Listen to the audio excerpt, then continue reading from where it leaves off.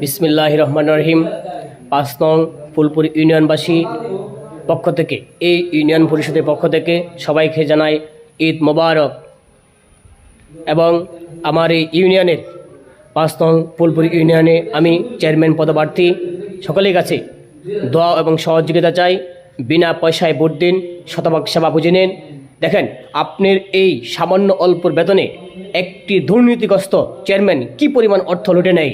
একটি চেয়ারম্যানের সামান্য বেতন কত? একটি চেয়ারম্যানের ১০,০০০ টাকা বেতন। কি করে এত লক্ষ টাকা মালিক হয়?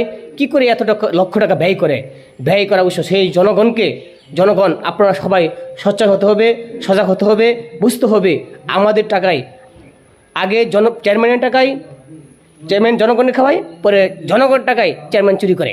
খুব সাবধান, সঠিক হিসাব নেবেন।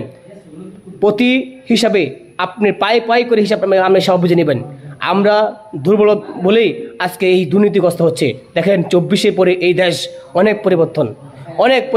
এই ২৪শে পরে এই দেশ অনেক পরিবর্তন। এখন এই দেশে আর দুর্নীতি চলবে না। সবাই সজাগ এবং সবাই শিক্ষিত মানুষকে যোগ্য হিসাবে, প্রার্থী হিসাবে গ্রহণ করেন। বিনা পয়সায় ভোট দেন, শতভাগ সেবা বুঝে নেন। সবাইকে আসসালামু আলাইকুম, ঈদ মোবারক।